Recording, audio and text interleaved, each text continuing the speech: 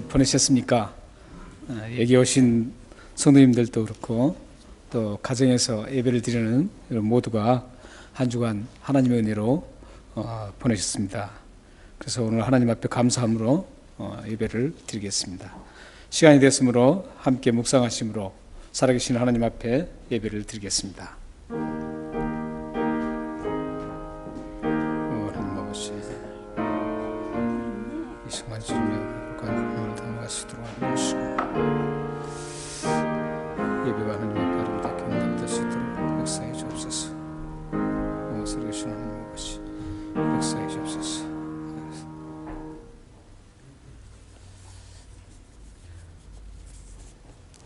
노하기를 더디하는 것이 사람의 슬기요 허물을 용서하는 것이 자기의 영광이니라. 아멘. 살아계신 하나님, 오늘도 하나님 앞에 신령과 진정으로 예배 드리고 싶습니다. 우리들의 마음을 하나님을 향할 수 있도록 성령님 도와주셔서 하나님 앞에 진실된 예배를 드릴 수 있도록 도와주옵소서. 이 예배가 하나님의 마음을 기쁘게 해드리는 예배가 되어서 우리로 하여금 하나님의 크신 은혜를 누릴 수 있도록 역사해 주옵소서. 예수 그리스도의 이름으로 감사하며 기도합나이다. 아멘. 살아계신 아버지, 주님께 드리는 예배가 영광스럽게 드려질 수 있도록 우리를 도와주옵소서. 살아계시고 신실하신 하나님을, 은혜로운 하나님을 마음껏 예배 드릴 수 있도록 성령님께서 감동하여 주옵소서. 역사해 주옵소서. 다 같이 사도신경으로 우리 신앙 고백을 하나님 앞에 드리겠습니다. 전능하사 천지를 만드신 하나님 아버지를 내가 믿사오며 그 외아들 우리 주 예수 그리스도를 믿사오니 이는 성령으로 잉태하사 동정녀 마리아에게 낳으시고 본디오 빌라도에게 고난을 받으사 십자가에 못 박혀 죽으시고 장사한 지 사흘 만에 죽은 자 가운데서 다시 살아나시며 하늘에 오르사 전능하신 하나님 우편에 앉아 계시다가 죄로서 산 자와 죽은 자를 심판하러 오시리라. 성령을 믿사오며 거룩한 공예와 성도가 서로 교통하는 것과 죄를 사하여 주시는 것과 몸이 다시 사는 것과 영원히 사는 것을 믿사옵나이다. 아멘. 함께 찬양 드리겠습니다. 사랑해요 찬양 드리겠습니다.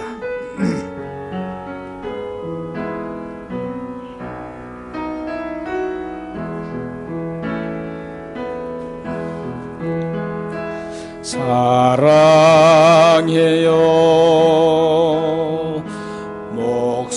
목소리 높여 경배해요 내 영혼 기뻐. 오 나의 왕 나의 목소리 주님 귀에 곱게 곱게 울리기.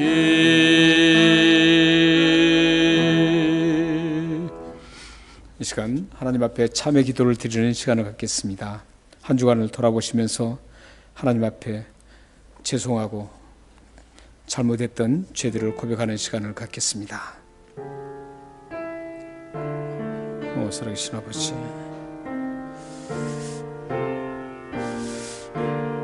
사랑하는 귀한 주의 백성들이 한 주간을 돌아보며 하나님 앞에 회개하고 있습니다.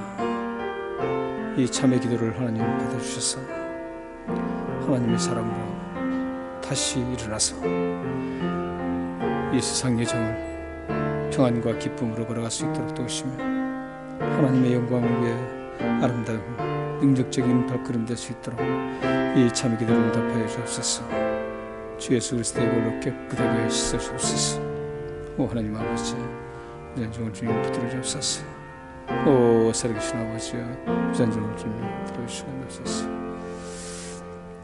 하나님 아버지,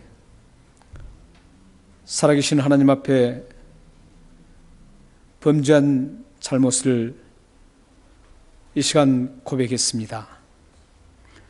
이 참회 기도를 들으시고 우리들의 영혼을 소생시켜 주시고 하나님의 사람으로 다시 굳건하게 일어서서 하나님의 거룩한 이름을 드러내는데 아름답게 사용되는 도구가 되게 하여 주옵소서.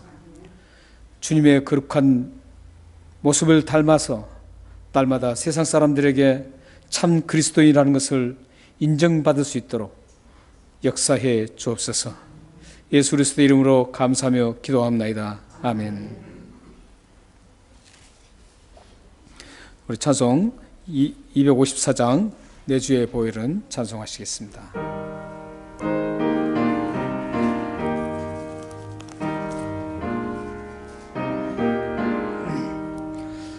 내 주의 보혈을 정하고 정하다 내 죄를 정케 하신 주 나로라 하신다. 내가 주께로 지금 가오니 십자가의 보혈로 날 씻어 주소서. 약하고 취해도 주께로 나가며 힘 주시고 내 주함을 또 씻어 주시네. 내가 주께로 지금 가오니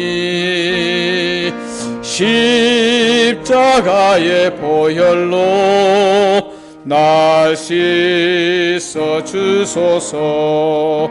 나로라 하심을 온전한 믿음과 또 사랑함과 평안함 다 얻게 함이라. 내가 주께로 지금 가오니 십자가의 보혈로 날 씻어 주소서. 큰 죄인 복받아 길길을 얻었네. 한없이 넓고 큰 은혜 베풀어 주소서. 내가 주께로 지금 가오니 십자가의 보혈로 날 씻어 주소서. 그 피가 마음속에 큰 증거 됩니다. 내 기도 소리 들으사 다 허락하소서. 아멘. 주께로 지금 가오니 십자가의 보혈로 날 씻어 주소서. 아멘. 이 시간 우리를 위해서 정태화 집사님 나오셔서 살아계신 하나님 앞에 기도해 주시겠습니다.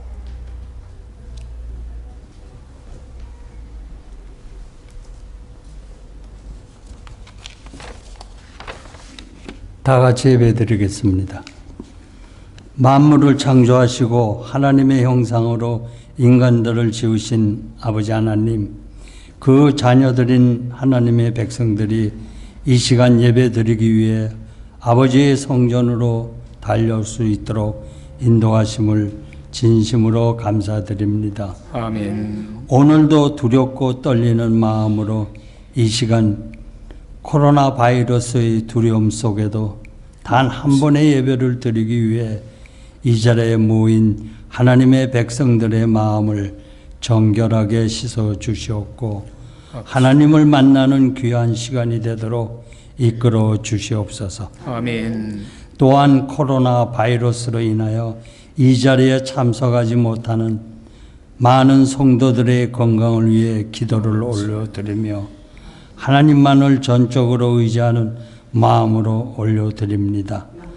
많은 세월 제 길 한가운데서 살아온 저희들에게 회개의 시간을 주시고자 이 무서운 코로나 바이러스를 통해 그동안 지은 모든 죄에서 멀리하며 주님을 닮아가는 믿음의 쭉정이가 아니라 알고 긴 삶으로 살아갈 수 있도록 도와주시옵소서. 아멘. 아버지 하나님, 그동안 저희들이 아무런 생각 없이 지내온 지난 날들의 모든 일상이 얼마나 귀중하고 소중함을 깨닫게 해주시고 저희들에게 회개의 시간을 주신 아버지 하나님, 이 모든 것이 아버지 하나님의 크신 은혜임을 다시 한번 깨닫게 해주시니 진심으로 감사를 드립니다. 아멘.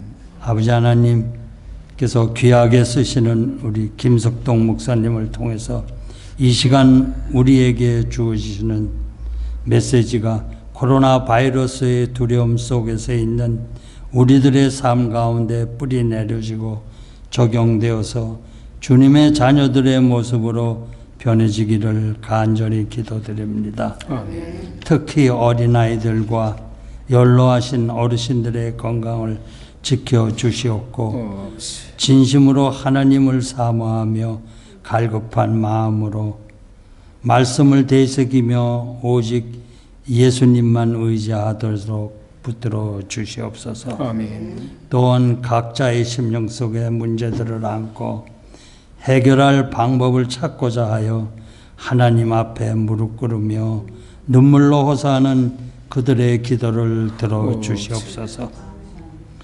특히 건강과 비자의 문제로 하나님께 기도드리는 많은 성도들이 있습니다. 그들에게도 그 건강이 치료되며 비자가 해결될 수 있는 길이 열려지도록 간절히 간구드리옵나이다. 아멘. 다시 한번 간구하니 하나님의 방법으로 놀랍게 해결받을 수 있는 역사가 있게 응답해 주시옵소서. 아멘.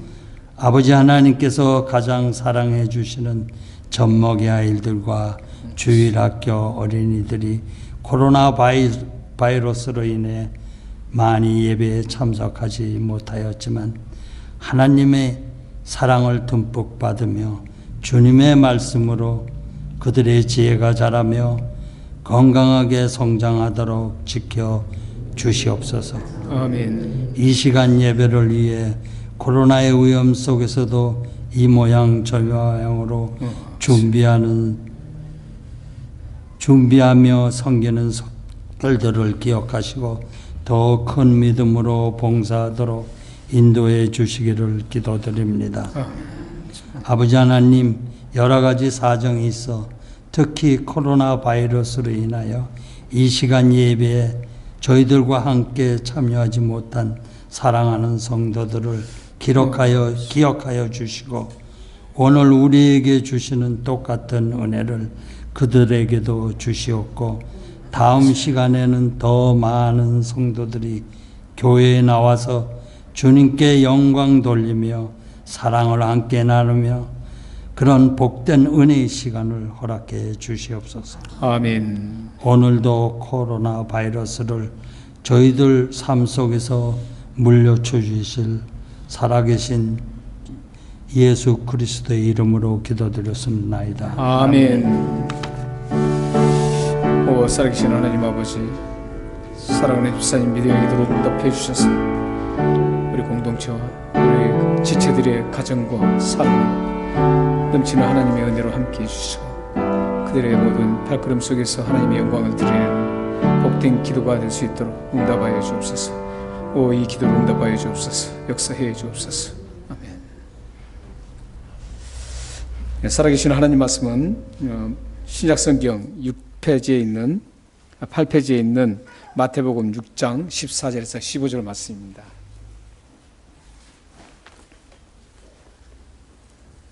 함께 읽겠습니다. 마태복음 6장 14절에서 15절 말씀 함께 읽겠습니다. 너희가 사람의 잘못을 용서하면 너희의 하늘 아버지께서도 너희 잘못을 용서하려니와 너희가 사람의 잘못을 용서하지 아니하면 너희의 아버지께서도 너희 잘못을 용서하지 아니하시리라. 아멘.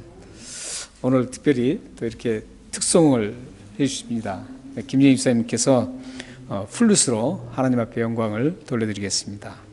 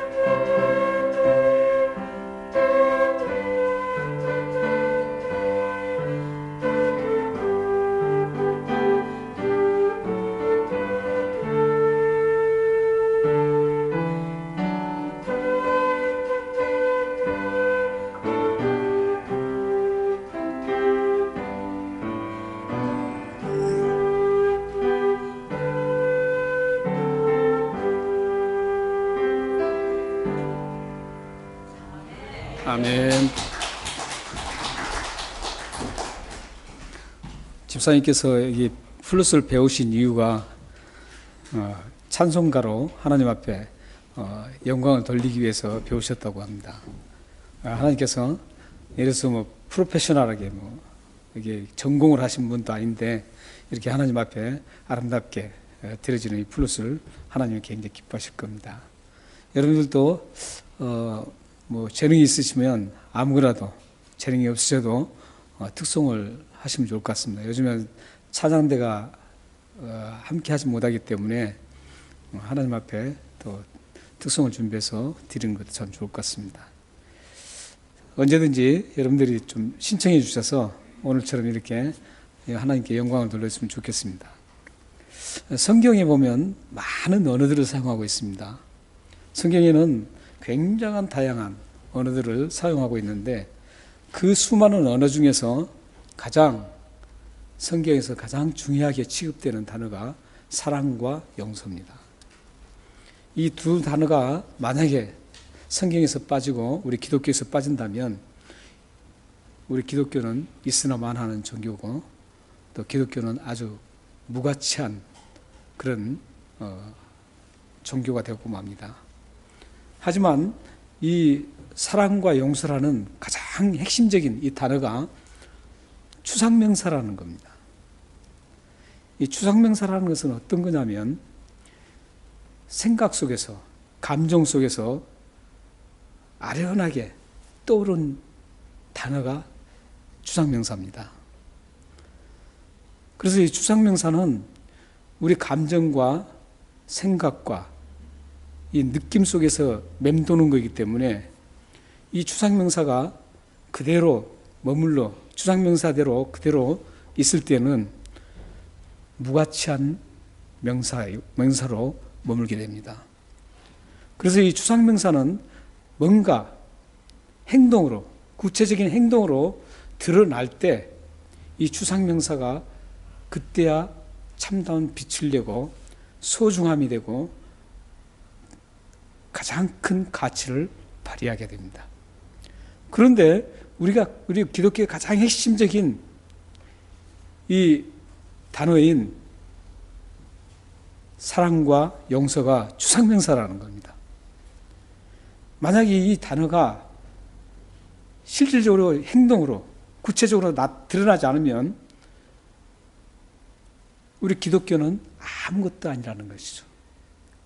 추상명사로 그대로 머물게 된다면 우리 기독교는 아무것도 아닌 종교입니다. 불교만도 못하고 캐톨릭만도 못하고 심지어는 이단인 신천지만도 못하는 그런 종교가 될 수 있습니다. 그런데 이 추상명사인 사랑과 용서가 우리 기독교에서는 그냥 추상명사로 머물지 않고 생각 속에서, 감정 속에서 느낌으로 그대로 있지 않고 이게 그대로 행동으로 구체적으로 드러납니다. 예를 든다면 하나님은 사랑이시라 그럽니다. 하나님이 사랑이신데 하나님이 사랑이라 그러면 하나님께서 그냥 사랑이다 이렇게 추상명사로 머물면 하나님은 아무것도 아닌 존재입니다. 그렇게 머문다면 만약에 하나님이 사랑이 아니고 거짓이다 이럴 수 있습니다. 그리고 그 사랑은 무가치한 사랑이다 이렇게 될 수 있습니다. 그런데 하나님은 이 사랑을 구체화시켜서 행동화시켰습니다. 구체적으로 행동으로 나타내 보이셨습니다. 그 구체적으로 행동으로 보이신 그 말씀을 우리 함께 읽겠습니다. 요한일서 4장 8절에서 10절입니다. 다 같이 한번 읽겠습니다. 시작. 사랑하지 아니하는 자는 하나님을 알지 못하나니 이는 하나님은 사랑이심이라. 하나님의 사랑이 우리에게 이렇게 나타난 바 되었으니 하나님이 자기의 독생자를 세상에 보내심은 그로 말미암아 우리를 살리려 하심이라. 사랑은 여기 있으니 우리가 하나님을 사랑한 것이 아니요 하나님이 우리를 사랑하사 우리 죄를 속하기 위하여 화목제물로 그 아들을 보내셨습니다. 하나님은 사랑이시라 그랬는데 그 사랑을 그냥 그래 내가 사랑하는 존재다 이렇게 하면 아무런 존재가 무가치한 존재입니다. 그러나 하나님은 그 사랑, 내가 어떤 사랑인가를 그대로 보여준 말씀입니다.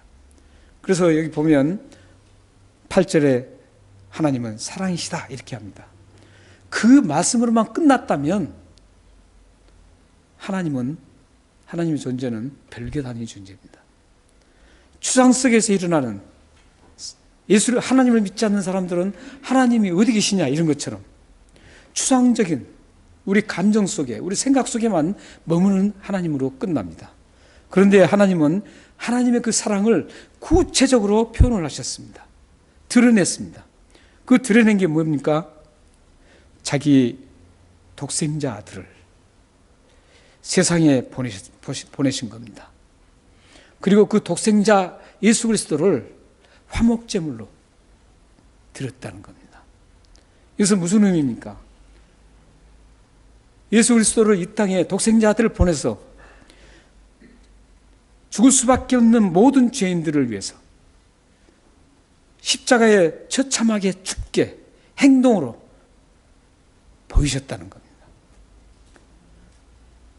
그러므로 하나님의 사랑이 그 실체적으로 구체적으로 행동으로 드러남으로 인해서 하나님의 사랑이 이 우주에서 무엇과도 비교할 수 없는 가장 값진 사랑이 되었습니다. 이 사랑보다도 더 위대한 사랑이 없습니다. 하나님의 사랑이 그래서 위대한 겁니다. 하나님이신 그 하나님이 구체적으로 우리에게 사랑이라는 건 어떤 건가를 직접적으로 보여주셨습니다. 드러내 보여주셨습니다. 그래서 하나님의 사랑은 위대한 사랑이라고 합니다. 하나님은 주상적으로 나는 사랑이다 이렇게 외치기만 하지 않으시고 구체적인 행동으로 사랑을 보이셨습니다. 우리 죄인을 살리려고 독생자 예수 그리스도를 이 땅에 보내셔서 우리의 모든 죄를 용서하시고 화해시키시기 위해서 십자가에 처참하게 죽게 하셨습니다. 이렇게 구체적으로 하나님의 사랑이 행동으로 나타나고 실질적으로 이 땅에 확연하게 드러남으로 인해서 값진 보배의 사랑이 되었습니다. 여러분들도 하나님을 믿는 자녀이기 때문에 우리는 꽹과리처럼 말로만 사랑해야 한다고 외치고 사랑해야지 생각으로 머물지 않고 행동으로 사랑을 실천하셔서 값진 인생이 되기를 기도합니다. 오늘 본문에 나오는 용서라는 추상명사도 같은 동일한 뜻을 가지고 있습니다. 용서가 생각 속으로, 추상명사니까 생각 속으로 감정 속에만 있다면 그건 용서가 아닙니다. 우리의 기독교인들의 용서는, 성경의 용서는 머릿속에 있는 용서가 아니고 감정 속에 머무는 용서가 아닙니다. 실질적으로 드러나서 실질적으로 용서가 이루어지는 용서입니다. 하나님도 예수 그리스도를 통해서 사랑뿐만 아니라 용서를 그렇게 하셨습니다. 여기서 지금 우리 용서라는 단어를 우리가 이제 생각하게 되는데 우리가 지금 서드텀을 하고 있습니다. 이제 서드텀, 오늘부터 서드텀이 시작됐습니다. 서드텀이 시작됐는데 서드텀 주제가 용서와 포용을 하는 그리스도인입니다. 그래서 이제 3개월 동안 우리가 용서와 포용에 대해서 계속적으로 말씀을 함께 봅니다. 그래서 오늘 첫 번째 선택한 말씀이 바로 그래서 마태복음 6장 14절 15절입니다. 저는 이렇게 말씀을 짧게 해서 그 말씀을 분석한 거에 참 좋은 것 같습니다. 너무 길면은 막 너무 길어져요. 그런데 이렇게 짧게 해야만 그 본문을 심도 깊게 구체적으로 우리가 분석할 수 있는 그런 시간이 되고, 그럴 때 그 본문 속에서 하나님의 은혜가 흘러나옵니다. 그래서 오늘 본문 속에 14절과 15절 말씀에 보면 용서라는 단어가 나오죠. 용서라는 단어가 나옵니다. 여기 나오는 용서라는 단어는 어떤 의미를 가지고 있냐면 무엇으로부터 멀리 떠나 보낸다, 이런 뜻입니다. 헬라어 원문에는 그렇게 되어 있습니다. 어떤 것으로부터 멀리 떠나 보내버리는 것, 이게 용서라는 겁니다. 잘못을 했을 때 그 잘못을 부여잡고 끝까지 늘어지는 게 아니라 그 잘못했던 것을 내 생각과 나의 모든 것으로부터 다 떨쳐내서 멀리 보내버리는 것, 이걸 용서라고 합니다. 그리고 그 용서를 멀리 보내버리는 것은 이제 다시 그걸 끄집어내서 다시 생각하지 않는 것.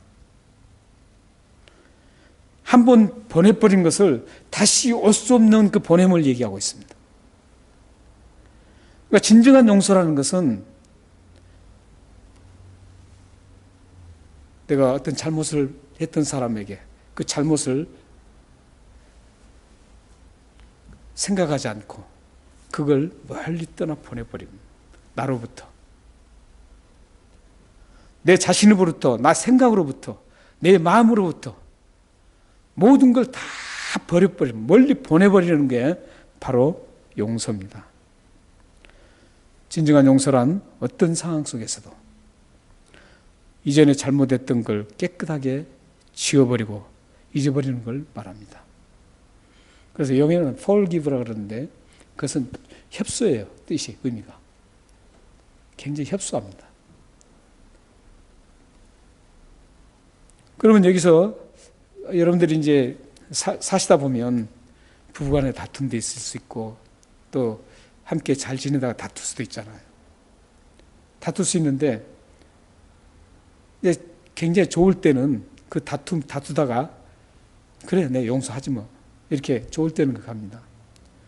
그런데 시간이 한참 지나서 어떤 감정이 좋지 않게 대립될 때, 다투게 될 때는 이제 예전에 좋을 때 용서했던 걸 다시 끄집어냅니다. 끄집어내서 지난번에 이랬었잖아, 이렇게 나오죠. 그러면 또 옆에서 또 맞은편에서도 너도 그랬잖아, 이렇게 해서 이제 막 더 크게 사건이 벌어지죠. 그런데 우리 성경에서 말하는 용서는 지난번에 이랬잖아, 이렇게 잘못했잖아, 지난번에 용서했는데도 불구하고 다시 끄집어내서 그걸 다시 되새기는 게 아니에요. 한번 용서했다면 그건 깨끗하게, 아무리 시간이 많이 가고 아무리 나에게 큰 고통이 주어질지라도 그걸 다시 끄집어내서 지난번에 당신이 이렇게 잘못했지 않나, 이 말을 하지 않는다는 겁니다. 왜냐하면 용서라는 의미가 나로부터 멀리 보내버렸기 때문에. 하나님께서 그러시죠. 우리 죄를 어떻습니까? 다 용서했는데 하나님께서 다시 끄집어내서 또 이런 죄를 지었으니까 용서 않겠다, 이러시는 하나님이 아닙니다. 그 죄를 멀리 다 보내버렸습니다. 다시는 우리한테 그 죄로 인해서 멸망이 오지 않도록 완벽하게 한 번의 그 용서로 다 끝내버렸습니다. 우리들도 하나님을 믿는 자녀로서 이런 용서를 하고 살아야 합니다. 어떤 사람이든지 용서했으면 다음에 내 상황이 악화되고 그 사람이 나에게 처참하게 다시 하더라도 그걸 다시 용서해야 되는 것입니다. 오늘 본문 속에 무엇을 용서하라고 그러나요? 무엇을 용서하라고 그랬죠? 예, 사람의 잘못을 용서하라고 그럽니다. 여기 오늘 본문 속에 나오는 잘못은 단순한 잘못이 아닙니다. 오늘 본문 속에 나오는 그 잘못이라는 어떤 잘못을 얘기하냐면 어떤 크나큰 데미지, 손실, 외적인 손실, 이 외적으로 큰 데미지를 주는 그 손실, 그 잘못을 얘기합니다. 뿐만 아니라 마음속에 크나큰 상처를 주는 그 상처까지 합해서 잘못이라고 그런 겁니다. 그러니까 우리 성경은 잘못 그러니까 뭐 조그만 잘못 이렇게 생각하겠죠. 그러나 이 성경의 원어에 보면 그런 잘못이 아닙니다. 여기 정확하게는 배신한다 이런 뜻입니다. 배신을 하는데 그냥 배신이 아니라 물질적인 크나큰 외적인 데미지를 입히고 마음속에 큰 가슴 속에 응어리질 만큼 상처를 주는 그 잘못을 얘기합니다. 이런 잘못은 쉽게 용서할 수 없는 잘못입니다. 용서를 잘하는 분들도 웬만한 건 용서를 잘하는데 나에게 어떤 크나큰 재산 손실을 주고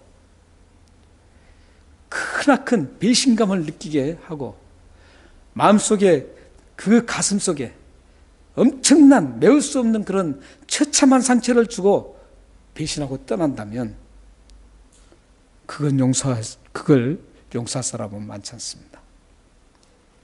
그런데 오늘 본문 속에는 지금 그 엄청난 도저히 용서할 수 없는 그 용서를 하라고 하고 있습니다. 우리들은 자칫하면 조그만 용서도 못하잖아요. 용서를 조그만 것도 못합니다. 그런데 지금 오늘 본문 속에서 나오는 이 용서는 누구나 할 수 없는 용서입니다. 하나님의 자녀라면 이 용서를 하라는 겁니다. 지금.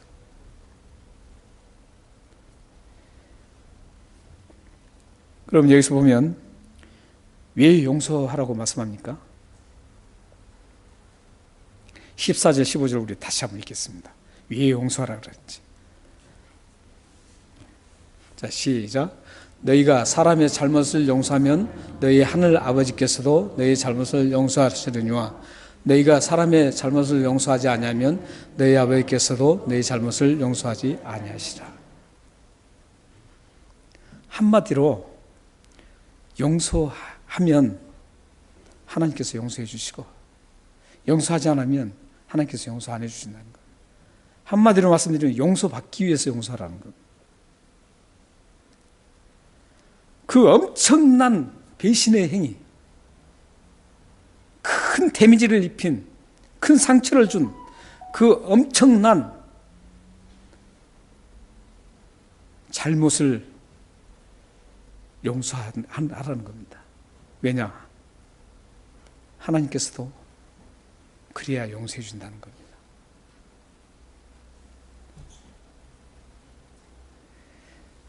만약 잘못을 용서하지 않으면 하나님께서도 내 자신의 중대한 죄들을 용서하지 않는다는 겁니다. 그런데 여기서 참 문제가 있습니다. 오늘 이 본문이 굉장히 문제가 심각한 본문입니다. 왜냐하면 그렇다면 우리의 용서가 내가 용서를 해야만 용서가 되는가, 이런 심각한 문제에 부딪히게 됩니다. 우리 죄가 내가 다른 사람 죄를 용서해 줄 때만이 그 용서를 받는다면 우리 죄는 용서받을 길이 없습니다. 이 본문을 잘못 해석하면, 복음적으로 해석하지 못하면 크나큰 율법주의자가 됩니다. 행위 공로자가 되어버립니다. 하나님은 우리 용서를 어떻게 했습니까? 조건을 달았습니까? 그래, 너가 용서하면 내가 용서해 주겠다, 이러면 하나님이 아니잖아요. 우리의 모든 죄를 예수 그리스도의 피로, 하나님의 은혜로 다 용서해 주신 거예요. 그런데 오늘 본문은 사람의 잘못을 너가 용서하면 내가 용서하고, 잘못을 용서하지 않으면 용서하지 않겠다는 거예요. 그러면 이 말씀이 어떻게 된 거예요? 이 말씀대로 그대로 보면 분명히 율법적입니다. 인과 보험 관계. 그렇다면 이 말씀은 이대로 그대로 풀어서 여러분들이 이해한다면 여러분들은 율법자가 되어버립니다. 복음의 사람이 되지 않습니다. 율법자가 된다는 것은 구원받을 수 없다라는 겁니다. 율법주의자는 절대 구원 못 받습니다. 죄송해요. 이게 제가 끝나는 게 꼭 잊었어요. 잊고 이래요. 근데 여기서 지금 이 본문 속을 그대로만 보면, 문자적으로 그대로 보면 율법적이에요. 우리 죄가 다른 사람 죄를 용서해주면 용서받고, 그렇지 않으면 용서 못 받는다는 거죠. 그럼 객관적으로 우리 생각해도 그래요. 가능하잖아요. 그래서 가능할 수 없어요. 구원을 절대 받을 수 없어요. 여러분들이 죄를, 나에게 죄 진 사람 다 용서해 줬나요?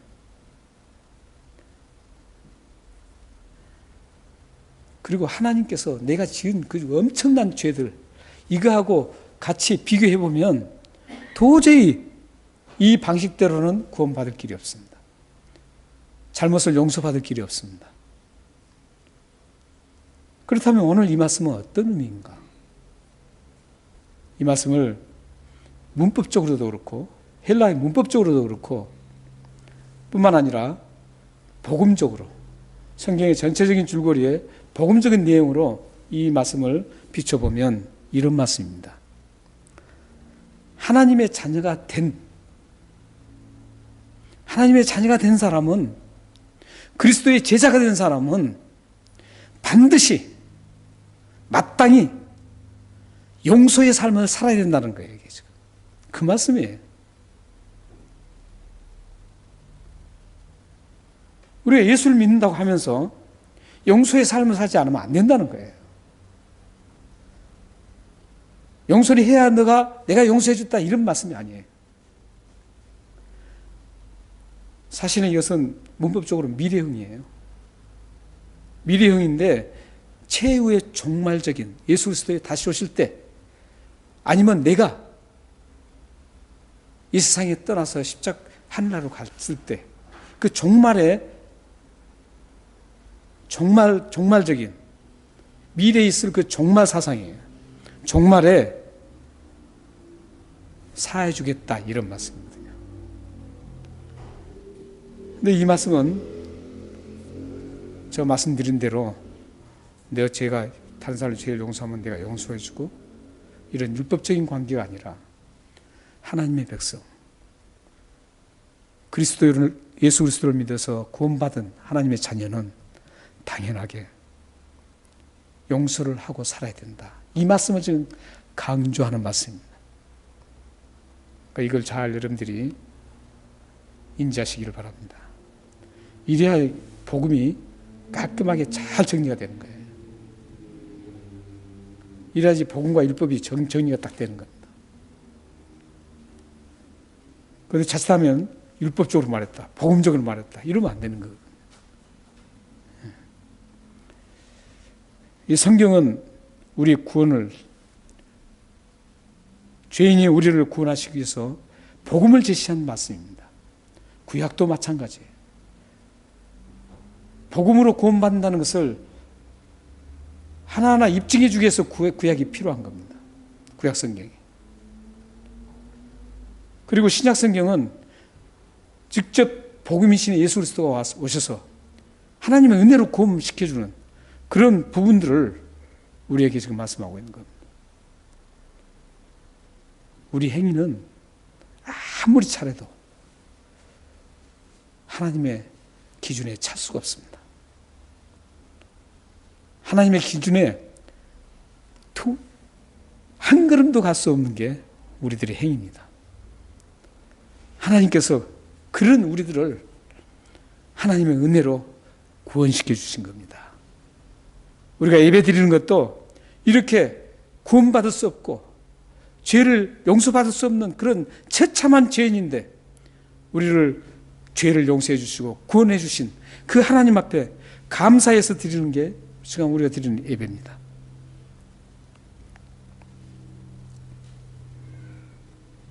그렇다면 이제 용서를 하라 그랬는데 이 용서를 그러면 어떻게 해야 될까요? 성경에는 용서하는 두 가지 방법이 나오고 있습니다. 성경에는 용서의 두 가지 방법을 제시하는데 첫 번째 방법은 누가복음 17장 3절 4절에 나옵니다. 한번 읽겠습니다. 시작. 너희는 스스로 조심하라. 만일 너희 형제가 죄를 범하거든 경고하고 회개하거든 용서하라. 만일 하루에 7번이라도 내게 죄를 짓고 7번 내게 돌아와 내가 회개하노라 하거든 너는 용서하라 하시더라. 회개 방법이 여기 나오죠. 어떻게 합니까? 무턱대고 회개하라 그럽니까? 용서하라 그럽니까? 아니죠. 뭐라 그래요? 예, 경고. 사실 이제 경고라는 건 조금 번역이 조금 약합니다. 책망으로 번역해야 됩니다. 헬라어 원어는 책망입니다. 책망을 하고 책망을 듣고 회개하면 용서라는 거예요. 책망을 했는데도 회개하지 않으면 용서하지 말라는 거예요. 그러니까 잘못을 했잖아요. 잘못했을 때 그것을 사랑으로 책망해야 됩니다. 그걸 알게 해야 돼요. 그리고 회개하면 용서하는 겁니다. 그런데 이런 방법만 있지 않습니다. 성경에는 또 다른 용서의 방법이 나옵니다. 오늘 본문 말씀입니다. 오늘 본문 말씀을 다시 한번 띄워주세요. 자, 저기에 보면 용서의 방법이 나오나요? 왜 저기에는 용서 방법이 안 나올까요? 저기 보면 용서하는 방법은 안 나와요. 왜 그럴까요? 저기는 아무 조건 없이 용서하라는 뜻입니다. 사실 책망을 해서 회개하라는 그 회개는 많은 사람들이 지향하는 용서 방법입니다. 그리고 사람들 대부분이 저 방법이 자기에게는 편하고 좋습니다. 상대가 잘못했는데 무조건 용서할 수 없다는 거예요. 아무 조건 없이 용서할 수 없다는 거죠. 뭔가 상대방이 나에게 잘못했다고 빌었을 때 용서를 하게 되죠. 이 방법은 모든 사람들이 선호하는 방법입니다. 대다수의 사람들이 좋아하는 방법입니다. 그런데 오늘 본문은 조건 없이 무조건 용서하라는 겁니다. 이 방법은 싫어합니다. 성경에는 지금 이 두 방법을 지금 제시하고 있어요. 그런데 성숙한 그리스도인, 참된 제자, 예수 그리스도의 제자들은 어떤 방식을 용서를 선택해야 되는가? 이거예요, 지금.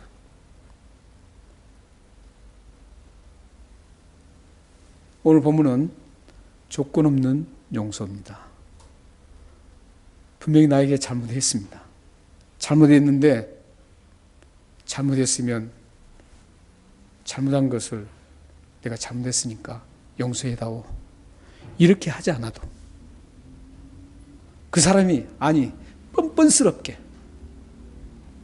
잘못했으면서도 뻔뻔스럽게 고개를 쳐들고 다녀도 그 사람을 용서하라는 게 오늘 본문 용서입니다. 사랑도 그렇잖아요. 하나님이 사랑하라 했을 때 원수까지 사랑하라 그러잖아요. 조건 없는 사랑입니다. 원수가 그대로 원수인 상태에서 사랑하라는 거예요.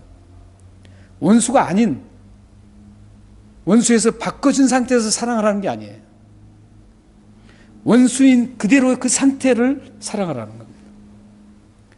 오늘 이 본문 말씀도 나에게 크나큰 데미지를 주고 마음에 큰 상처를 준 사람, 나에게 실질적인 삶의 모든 것들을 송두리째 망가뜨린 그런 사람일지라도 그 사람이 잘못했다고 빌지 않아도 용서하라는 겁니다.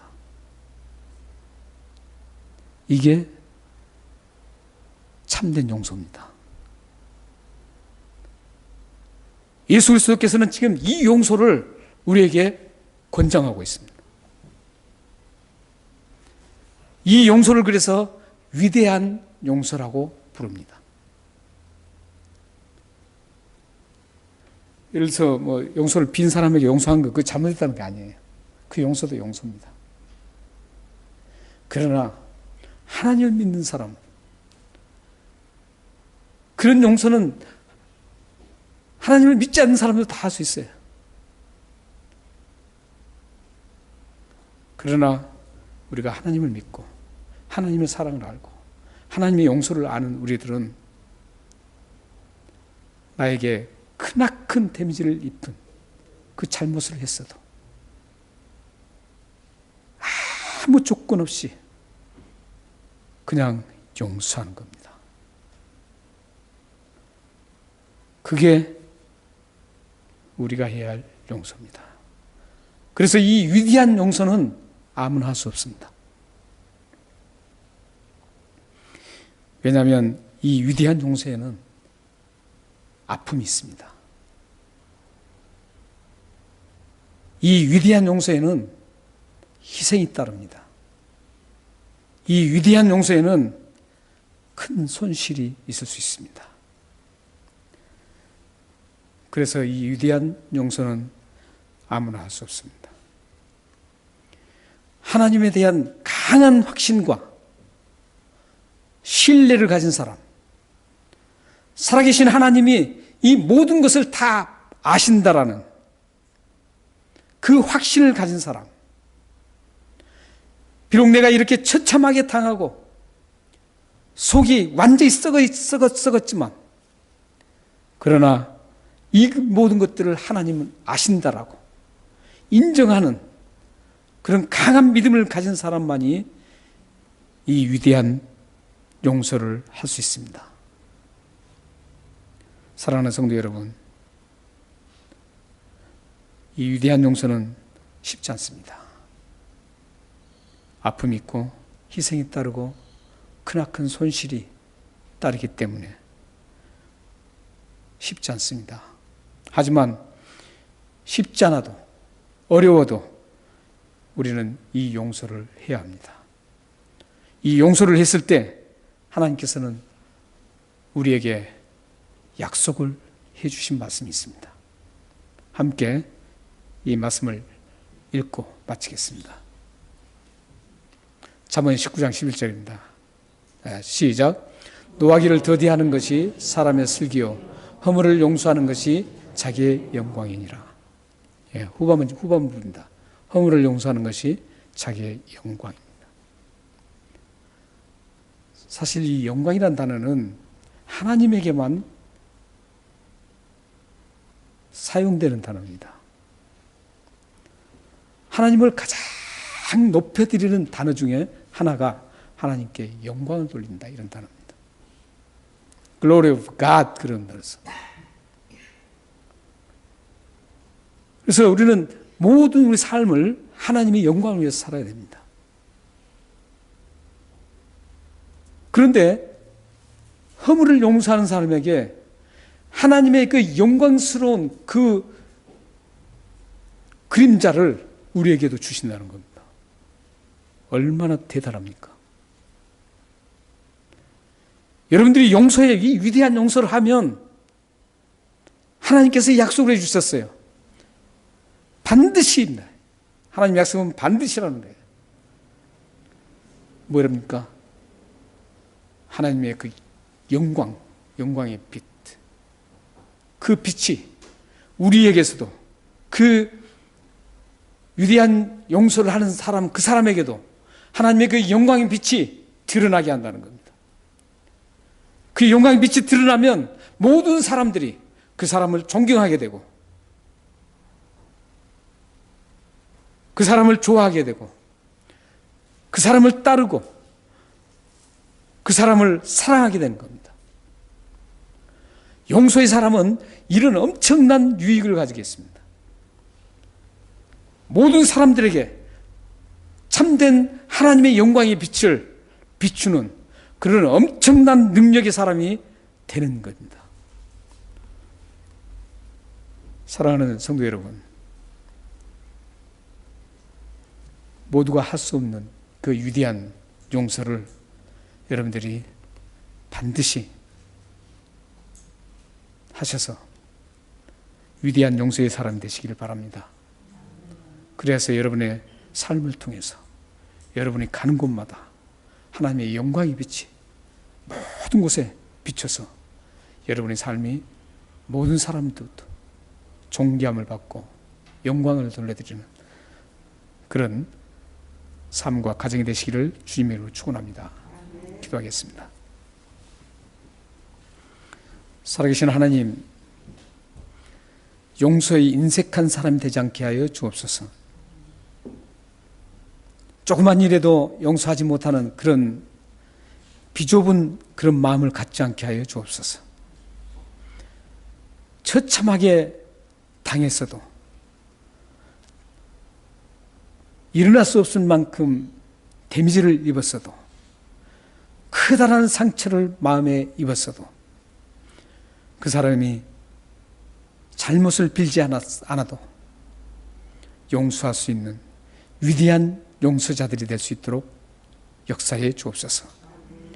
그래서 하나님이 약속하셨던 그 약속의 말씀이 성취되어서 하나님의 영광의 빛을 가정의 삶 속에서, 자신의 삶 속에서, 자녀들의 삶 속에서 환하게 비춰나가서 모든 사람들에게 하나님을 드러내고 영광스러운 주님을 나타내는 그러한 복된 삶이 될 수 있도록 역사해 주옵소서. 예수 그리스도의 이름으로 감사하며 기도합나이다. 아멘.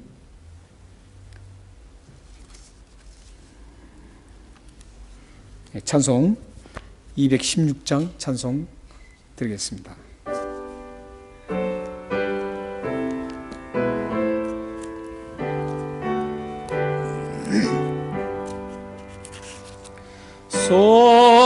성자의 귀한 모 날 위하여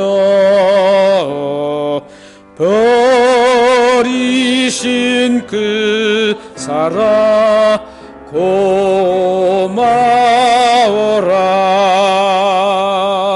내 머리 주 앞에 이름만 나무어 주님께 바치리까. 지금도 나 위해 간구하시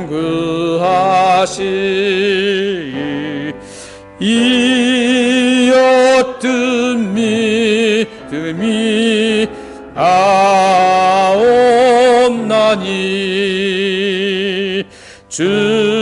주님의 참 사랑 고맙고 놀라워 찬송과 기도를 쉬지 않네.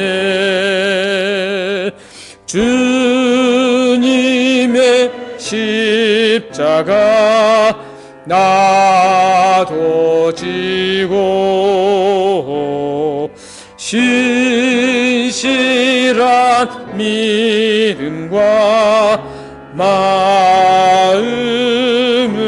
마음으로 형제의 사랑과 친절한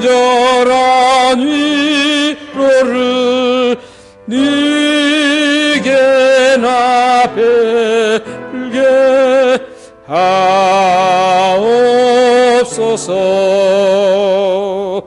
만 가지 애를 받았으니 내 평생 슬프나 즐거우나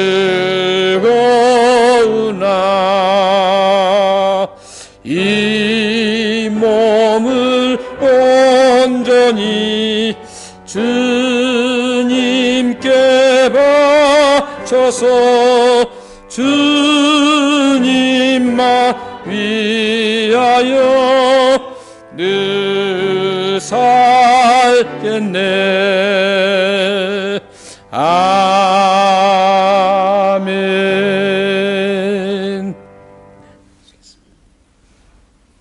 네, 기도하시겠습니다. 하나님 아버지 감사합니다. 주님의 은혜가 너무 크고 감격스럽기 때문에 하나님 앞에 예배를 드리고 이 예배 도중에 하나님 앞에 이 물질과 마음을 드립니다. 우리들의 마음과 물질을 받아 주옵소서. 이 물질을 받으시고 마음을 받으셔서 우리의 삶 속에 하나님의 은혜가 소용돌이치고 하나님의 은혜가 풍성하게 넘쳐나게 하여 주옵소서. 하나님 아버지, 우리들이 하고 있는 모든 일 속에 하나님께서 복을 내려주시고 형통한 길을 열어 주옵소서. 그래서 하나님의 살아계심을 모든 사람들에게 확인시키는 그런 영광스러운 삶이 되게 하여 주옵소서. 하나님 아버지, 우리들의 기도를 응답하여 주옵소서. 한없는 눈물로 하나님 앞에 기도하는 우리 기도를 응답해 주셔서 살아계신 하나님을 생생하게 경험할 수 있도록 은혜를 베풀어 주옵소서. 또한 우리들의 사업장과 우리들의 가정과 우리들의 삶의 현장에 날마다 하나님께서 크게 일으켜 세우셔서 하나님의 영광을 위해서 아름답고 크게 사용되어지는 저희들의 가정과 삶과 기업이 될 수 있도록 역사해 주옵소서. 이 물질을 하나님의 영광을 위해서 아름답게 사용되기를 위해서 드렸습니다. 이 기도 드린 대로 또 드리는 마음대로 하나님의 영광이 이 물질을 통해서 드러나게 하여 주옵소서. 예수 그리스도의 이름으로 감사하며 기도합나이다. 아멘. 오 살아계신 하나님 아버지, 주 예수 그리스도의 이름으로 이 복음 기도를 드렸습니다. 이 기도기로 응답되어서 우리 사랑하는 성도님들의 지체들의 가정과 지체들의 삶 속에 넘치는 하나님의 은혜로 살게 하여 주옵소서. 오, 이 기도를 인도하여 주옵소서. 이 기도를 응답하여 주옵소서. 역사해 주옵소서. 오 살아계신 아버지, 응답하여 주옵소서. 아멘. 네, 교회 소식을 전해드리겠습니다. 어느덧 2020년도 후반이 시작되었습니다. 남은 전반은 이제 6개월 동안 지나갔고 이제 남은 6개월이 또 남았습니다. 코로나로 인해서 정신없이 6개월이 지나갔습니다. 이런 남은 6개월 동안 하나님 앞에 아름답게 세워지고 여러분의 믿음과 신앙이 진전을 이루는 그런 복된 축복의 시간이 되기를 바랍니다. 지금 이제 저희들이 점점 풀리려다가 또 멜번에서 확진자들이 많이 나와서 다시 지금 정부에서 주춤하고 있습니다. 그러나 이제 7월부터 퀸슬랜드 또 뉴사우스에서 저기 다른 주는 다 갈 수가 있습니다. 오고 갈 수가 있습니다. 그건 풀렸습니다. 그러나 이제 빅토리아 주는 이제 지금 막고 있습니다. 그래서 점점 더 좀 빨리 풀려서 예배를 자유롭게 모두가 함께 나와서 드릴 수 있도록 기도해 주시면 감사하겠습니다. 우리가 코로나도 용서해야 될 것 같아요. 코로나도 괴롭히는 코로나도 용서하면 이 코로나도 아마 그 용서에 의해서 깨끗하게 아마 물러갈 겁니다. 수요 예배와 로마서 커피 브레이크가 있습니다. 지난 한 2주, 3주 동안 우리가 은사에 대해서 체킹하고 은사가 나에게 주신 은사가 무엇인가를 함께 디스커션 토론도 하고 그래서 은사를 좀 발견했습니다. 그래서 이 은사를 이제 어떻게 사용할 것인가 이런 것까지 우리가 함께 나눴습니다. 혹시 이제 여러분들 이제 그 은사는 다 끝났습니다. 그런데 앞으로 이제 또 그 체킹할 것들이 많이 있습니다. 그러니까 수요 예배 나오시면 굉장히 재밌습니다. 함께 나오셔서 은혜의 시간을 가지면 좋겠습니다. 그리고 이제 서드텀이 지금 시작되었습니다. 시작되는데 용서와 포용을 하는 그리스도인이라는 주제로 이제 서드텀이 시작되었습니다. 이 기간에 여러분들이 용서하지 않는 사람이 있다면 용서하시고, 용서를 빌지 않아도 용서하시고 깨끗하게 멀리 그 잘못을 보내버리시기 바랍니다. 그러면 하나님께서 여러분들을 축복하시고 여러분들의 삶을 지켜주실 것입니다. 여기 행사가 쭉 나와 있는데 행사가 뭐 제대로 진행되기가 어렵습니다. 그러나 여러분들이 함께 기도하면서 함께 해주시면 감사하겠습니다. 고국 방문 중인 분들을 위해서 기도해 주시고요. 오늘 플룻 연주로 하나님께 영광을 돌리는 우리 김영희 지사님께 감사를 드립니다. 여러분 중에서도 찬양으로 또 여러 가지로 하나님 앞에 드리는 시간을 가졌으면 좋겠습니다. 함께 일어나셔서 찬양하시겠습니다.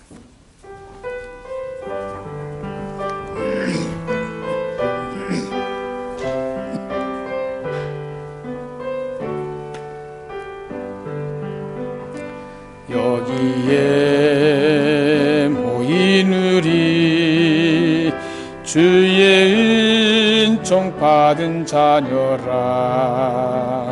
주께서 이 자리에 함께 계심을 믿노라.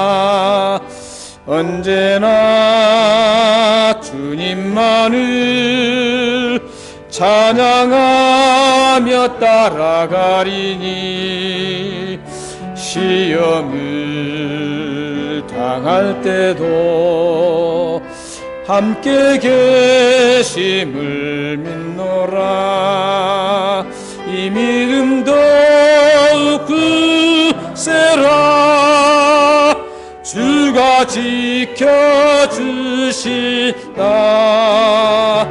어두운 밤에도 주의 밝은 빛 인도하여 주신다. 2절 하겠습니다. 믿으다신 일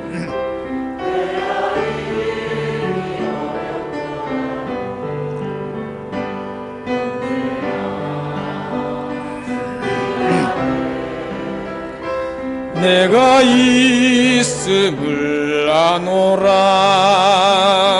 사랑의 말씀들이 나를 더욱 새롭게 하니 때로는 넘어져도 죄의 승리를 믿노라면 이 믿음 더욱 굳세라. 주가 지켜주시나. 어두운 밤에도 주의 밝은 빛 인도하여 주신다. 기도하겠습니다. 지금은 우리 주 예수 그리스도의 은혜와 하나님의 극진하신 사랑하심과 성령 하나님의 감화 교제 교통하심이 위대한 용서를 하는 사람이 되어서 하나님의 영광의 빛을 환하게 온 열방에 드러내서 하나님이 주시는 놀라운 은혜를 누리고 평강을 누리며 이 나그네 길 여정을 힘차게 승리하며 걸어가기를 원하는 이곳에 모인 귀한 하나님의 백성들 머리 위와 그들의 가정과 자녀와 기도와 기업과 미래 위에 지금으로부터 영원토록 함께 있기를 축원하옵나이다. 아멘.